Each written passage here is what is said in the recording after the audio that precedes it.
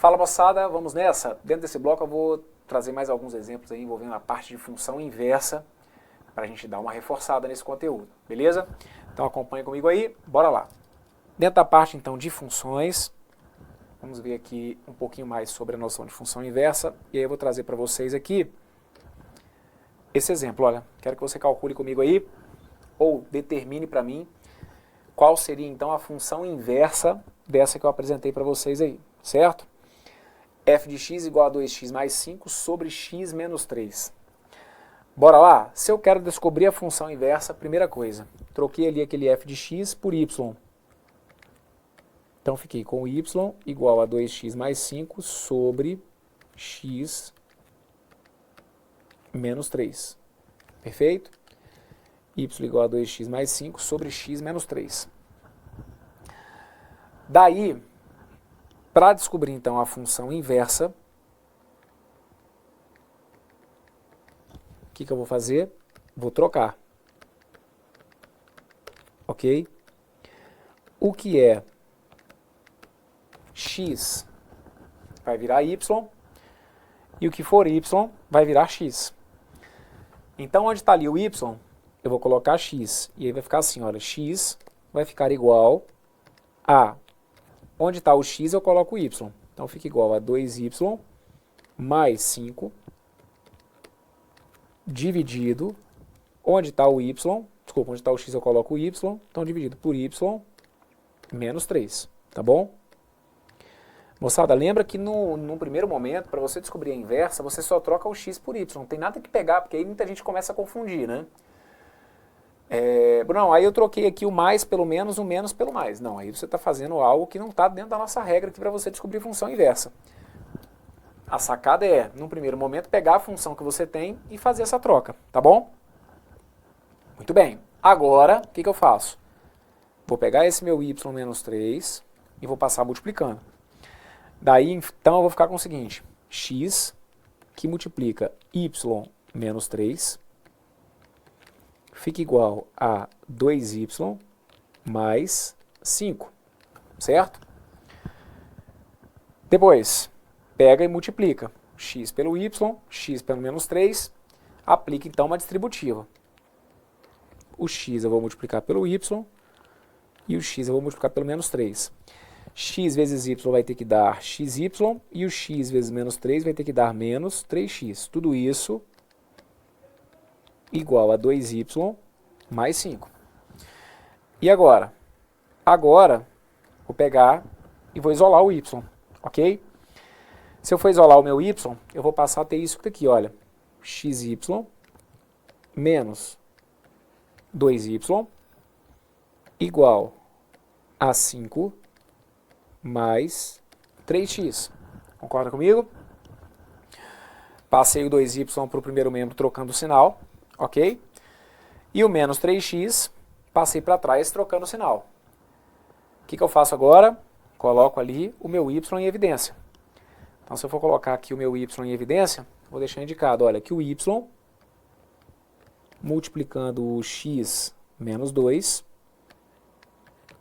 vai ter que ficar igual a, já vou até colocar na ordem, olha, igual a 3x mais 5, certo? Y que multiplica x menos 2 tem que ser igual a 3x mais 5. E assim, o meu y, então, tem que ser 3x mais 5 dividido pelo x menos 2. Então, entenda o que você acabou de fazer aqui. Matematicamente, quando você pega e calcula, né, quando você substitui um x aqui nessa expressão, então você faz o quê? Você faz 2 vezes esse x, soma com 5, divide depois esse x subtraído de 3. O que é o caminho literalmente inverso de fazer isso? O caminho contrário de quem pega 2 multiplica por x, soma 5 e divide pelo x menos 3, o caminho contrário é esse.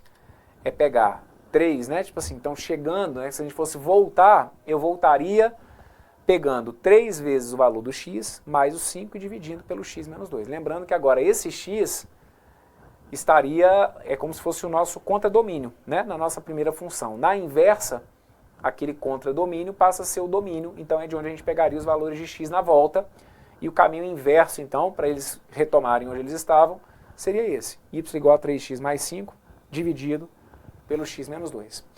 Deixo aqui, então, indicada essa como se fosse a minha função inversa, olha. E a notação de função inversa é essa. F a menos 1 de x, que é igual a 3x mais 5.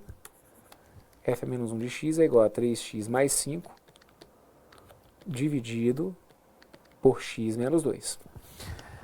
Bem, se a questão simplesmente pedir a função inversa, ótimo. Agora, se ela for um pouquinho mais específica e pedir a questão do domínio e do contradomínio, bora dar uma lembrada comigo? Vem comigo, ó.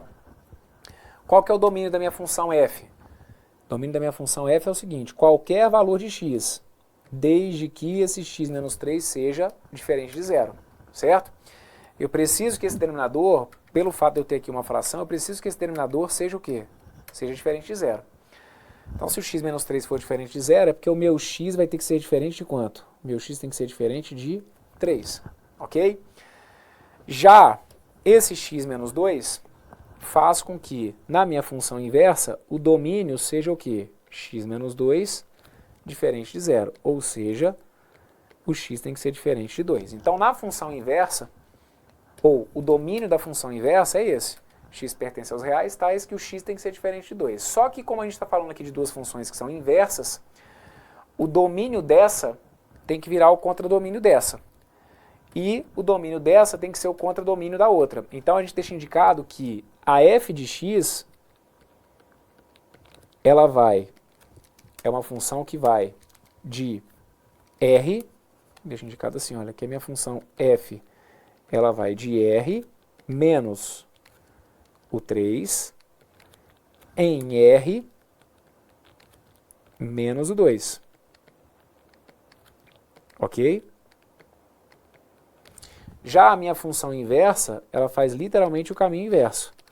A minha função inversa vai de r menos 2 em r menos 3. Ok? Então, tá aqui, ó. Beleza? Aqui nós temos, então, a ideia do que seria a inversa dessa função e, de uma maneira bem completa, deixando indicado para vocês aí, inclusive, o que seria o domínio e o contradomínio das funções f e da sua inversa. Certo? Vamos fazer o seguinte, põe só mais uma aqui. Põe para mim essa que está aqui, olha, f de x igual a 3x mais 7. Ok? F de x igual a 3x mais 7, e aí eu peço para você descobrir então para mim qual é a função inversa dessa que está aqui. Para início de conversa, troca aí para mim. Onde está o f de x, coloca y. E aí eu passo a ter então o y igual a 3x mais 7. Por enquanto eu nada fiz, ok? Estou simplesmente trocando o f de x pelo y. Y então igual a 3x mais 7. Perfeito. O que a gente vai fazer agora? Vou descobrir a função inversa. Para descobrir a função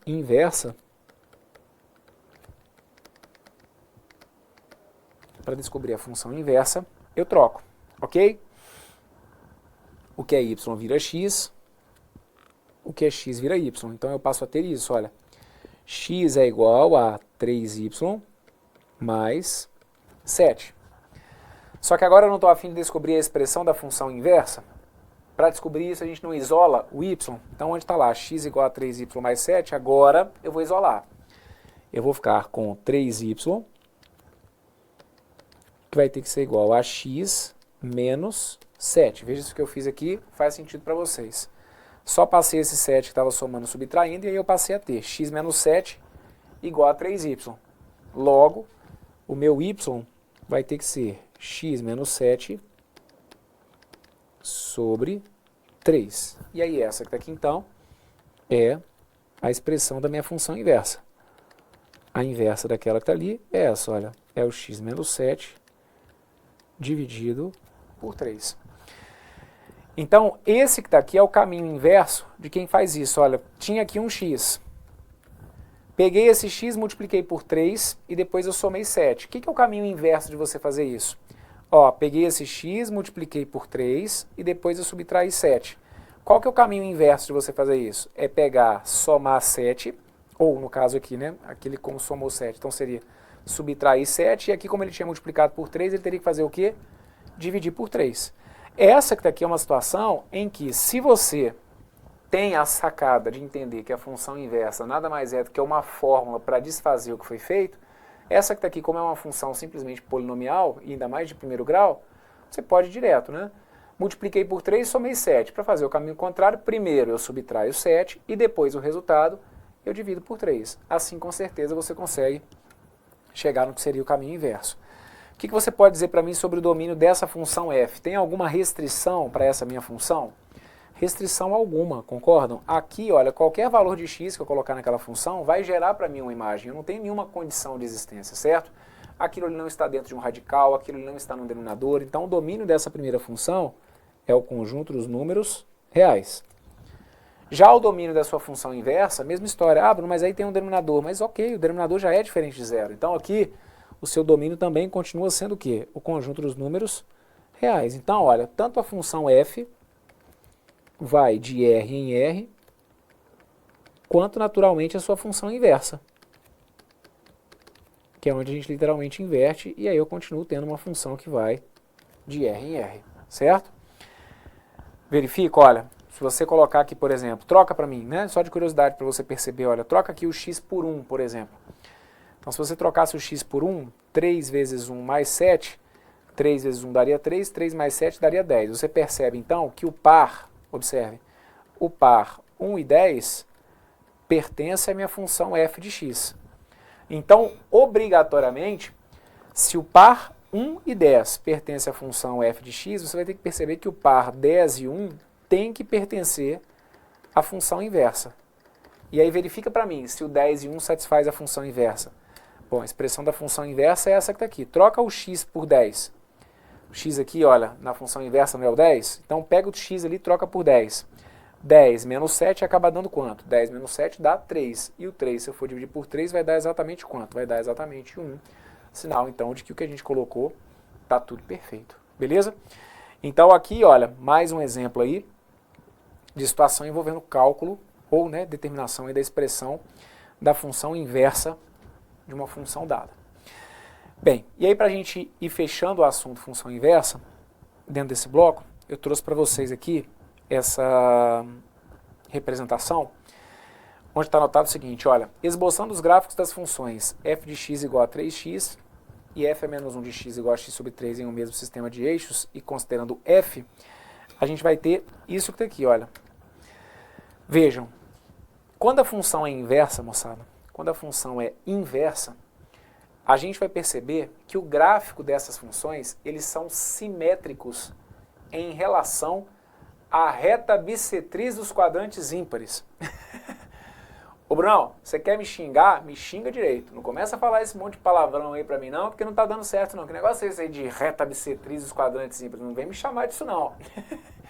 É quase um palavrão, né, gente? Mas é isso, olha. Essa reta que tá aqui, olha, essa reta que tá tracejada aqui de cinza pra vocês, essa reta que está aqui, olha, ela é a reta bissetriz dos quadrantes ímpares. O que é uma reta? O que é reta bissetriz dos quadrantes ímpares? Primeiro, reta bissetriz é uma reta que divide um ângulo exatamente ao meio, ok? Então, se eu tiver um ângulo, por exemplo, de 30 graus, a reta bissetriz vai dividir aquele ângulo de 30 graus em dois ângulos de quanto? De 15 graus. Ela vai passar dividindo o ângulo exatamente ao meio. Isso é a ideia de uma bissetriz. Então, liga o nome da pessoa, reta bissetriz, ou seja, a reta que divide ao meio os quadrantes ímpares. Quais são mesmo os quadrantes ímpares? Olha, quando eu faço a representação do plano cartesiano, eu acabo representando 4 quadrantes, não é? Ó, primeiro quadrante, segundo quadrante, terceiro quadrante e quarto quadrante. Então, nós temos aqui uma reta, que é a reta que passa dividindo ao meio os quadrantes ímpares.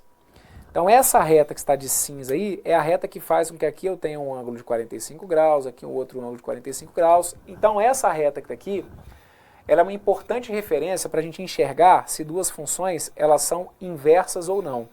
Então, a gente ficou, né, pelo menos até o momento, tratando da determinação de uma função inversa. Como descobrir a função inversa? Agora eu estou trazendo para vocês a interpretação geométrica das funções inversas. Vocês vão perceber então que em relação a essa reta bissetriz, as representações gráficas dessas duas funções, elas acabam sendo simétricas. Tanto que aqui, observem, essa que está aqui, olha, é a representação gráfica da função f a menos 1. F a menos 1 de x, que é a função x sobre 3. Ok? Na verdade é o contrário. Essa que está aqui é a representação da função f de x. Ah, mas como que você sabe que essa que está aqui é a função f de x? Ora, simples. Olha para aqui, olha, esse ponto que está aqui. Lembra que sempre que eu for falar com vocês de um ponto, sempre que eu falar de ponto representado no plano cartesiano, eu tenho que te dar uma coordenada x e uma coordenada y. Então aquele ponto que está ali, ele tem coordenadas o quê? Coordenadas 1 e 3. Você vai perceber que esse ponto satisfaz a função f. Olha, 3 vezes 1 acaba dando y igual a quanto? Y igual a 3. Pega aí um outro ponto que pertence à minha função f. Olha aqui, esse ponto. Fala para mim quais são as coordenadas desse ponto. Esse ponto tem coordenadas 2 e 6. Não é isso? Verifique se isso satisfaz a função f. Troca o x por 2. 3 vezes 2 vai dar o seu y exatamente igual a quanto? Exatamente igual a 6. Então, por enquanto, eu estou só te mostrando que esses dois pontos aqui, eles satisfazem, ou eles atendem, eles pertencem realmente ao gráfico da função f. Agora, olha para essa reta que está de verde. Essa reta que está de verde é a representação gráfica da função f a menos 1 de x, cuja expressão é aquela que está ali, olha, x sobre 3.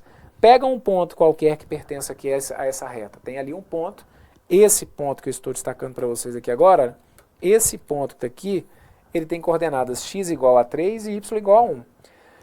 Esse ponto satisfaz as condições da minha função inversa? Sim. Se eu trocar o x por 3, 3 sobre 3 me dá um f de a menos 1 exatamente quanto? Exatamente igual a 1. Então aqui, o ponto 3 e 1 pertence à função inversa de f, e o ponto 6 e 2 também pertence à função inversa de f. Então vamos ligar o nome à pessoa. Olha só. Na minha função f, ó, eu tenho o ponto 1 e 3. Na minha função inversa, olha quem que está lá na inversa. Quem está na inversa é o ponto de coordenadas trocadas, ou seja, o 3 e o 1. Outro ponto que pertence à função f, o ponto de coordenadas 2 e 6. Qual que é o ponto que está lá na função inversa? Não é o 2 e o 6, é o ponto de coordenadas trocadas, ou seja, é o 6 e o 2. É por isso, então, que vocês vão perceber que há o quê? Uma simetria. A sacada da simetria é você entender o seguinte: imagine que você fez essa representação aqui num papel e que você foi lá e tracejou, ou que você desenhou essa reta bissetriz, ou seja, aquela reta que passou dividindo exatamente ao meio os quadrantes ímpares, o primeiro e o terceiro quadrante, por isso quadrantes ímpares. Se você pegar essa folha de papel e dobrar essa sua folha de papel exatamente nessa reta, você vai perceber que todos os pontos que estão nesse trecho colorido de verde, eles vão cair exatamente onde? Sobre esse trecho que está colorido de laranja. E a mesma coisa aqui, olha, esse trecho que fica colorido de laranja, se você dobrar essa folha de papel sobre aquela reta bissetriz, você vai ver que ele acaba coincidindo exatamente com a parte colorida de verde da função inversa. Sempre que a gente tem gráficos com essa característica, é porque então as funções ali representadas vão ser funções o quê? Vão ser funções inversas.